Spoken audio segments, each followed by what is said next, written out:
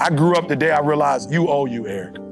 I remember being homeless, high school dropout. My daddy didn't. My mama got pregnant at 17, south side of Chicago. If they just would have got together and got married, if they would have been. You're 20 now. How long you gonna keep talking about your daddy? You're 20. Come on, how long you gonna be talking about your mama got pregnant at 17? You're 20. You owe you, Eric. You owe you. Your mama don't owe you nothing at this point. Your daddy don't owe you nothing at this point. You need to get that GED. You need to go to college. You need to handle your business. Are you hearing me? You owe you. The reason why I speak with so much passion, E.T., why do you speak with so much authority? Because I'm talking about my life, not something that I read. I ate out of trash cans. I had no business eating out of trash cans. I lived in abandoned buildings. I had no business living in abandoned buildings. But E.T., your daddy wasn't in your life. Your mom was a teenage mother. You grew up, come on, E, look at your shirt. That's not an excuse. There is no excuse for not living up to your fullest potential. No excuse. You know what's so funny?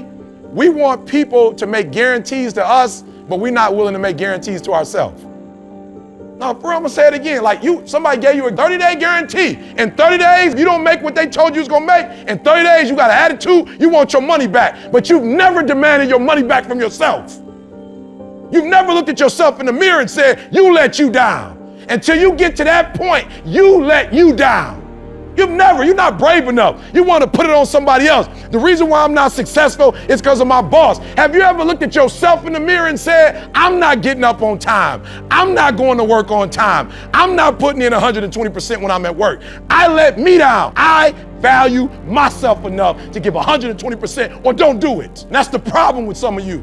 You always want to blame other people. You want to hold other people to the fire, but you're not holding yourself to the fire. You just said you're giving 50%. You owe you an explanation. You owe you an explanation. You need to look at yourself in the mirror and say, why are you only giving 50%? What's wrong with you? You need to put yourself on punishment. You need to tell you no more TV, no more snacks, no more desserts, no, we working out now. No more alcohol, not right now. No, I can't handle it right now. You need to tell you that you owe you something. I'm still gonna get you where they are. Why? Because I owe it to myself. And can't nobody stop me but me. And you need to get rid of them excuses, and you need to stop pointing fingers at people. And you need to start pointing fingers at yourself. What did you not do? I'm just saying, I'm not even asking you to do nothing. I'm just asking you to acknowledge that you can't let it go. And it's killing you. I ain't ask you to take no classes or I ain't ask you to do nothing. It's killing you. And you wake up to it and you go to sleep to it and it's killing you. You can't wait for nobody else to fix you. You can't wait for nobody else to mature. You can't wait for nobody else to get to that part in their life. You can't wait. I got great things in store for you. All I'm asking you to do is let this go so I can give you everything you've ever wanted. So I can put you where you always want to be. So I can put you where I ordained you to be, son. I gave you a gift, but I can't play like you play. Humans play. I don't play. You gotta fix this. It's something in your heart. You made up in your mind because of the way things went down. You made up in your mind to be bitter. You had options. You chose bitter. You chose angry. Now you hurting yourself. You done dropped out of school. You living in an abandoned building. Son, you killing yourself. All my people that know me know like, yo, he been doing what he was doing, but yo, when he came back from there and he forgave his father, he took off. You're ready to let that thing go finally forever. You don't know how much time you got left. I'm telling you, I've been there. I've been there. I had to drive that 700 miles to go knock on my father's door to let it go. I said, God, why I gotta go all the way down here and talk to my man? Why I gotta ask him? Why I gotta make it right? He said, because it's your life and you can't wait for nobody else to make it right. Most of y'all struggle because you don't know what you're here for. And you're intimidated when you see other people because you're not who you're supposed to be. And that's why you feel intimidated. Once you figure out who you are, you'll walk in the room and look at anybody. Not down, but you look up because you know who you are. And you still walking around here taking the narrative that people said you were instead of creating your own narrative.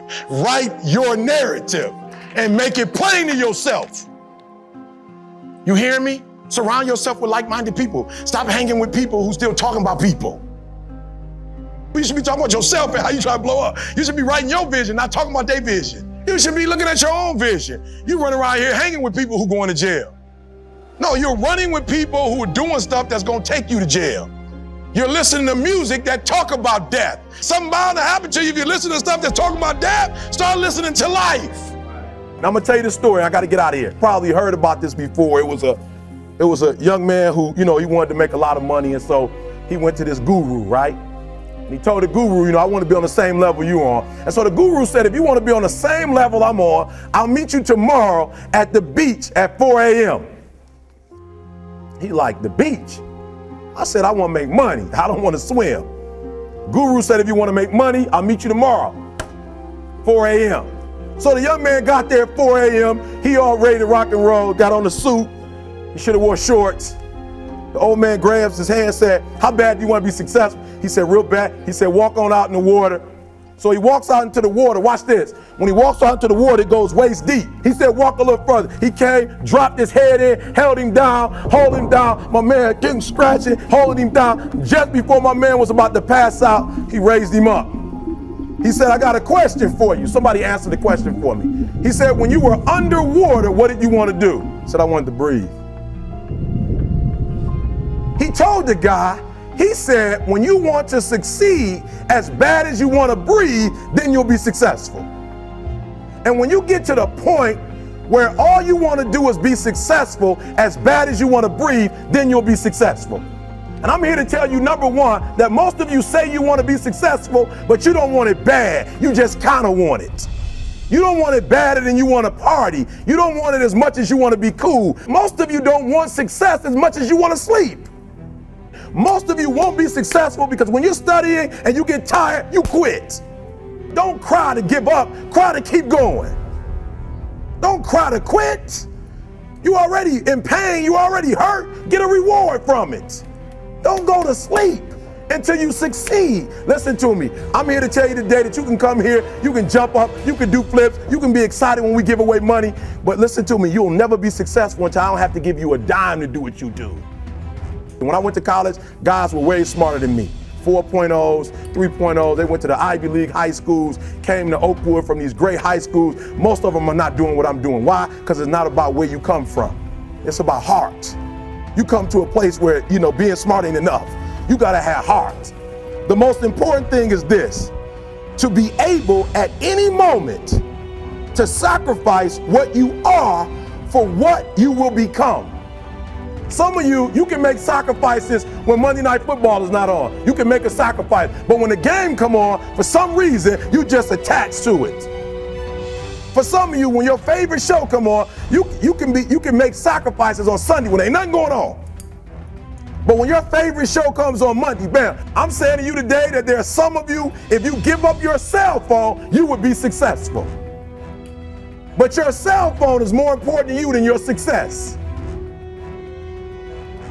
Some of you need to give up your cell phone because the time you spend on your cell phone could be used for your success. The time you could be using to be successful, you're using it on the cell. And the cell phone is not bringing you nothing but a bill. And somebody has told you you couldn't live without it. I'm talking about going deep now, giving up stuff. To be able at any moment to sacrifice what we are for what we could be.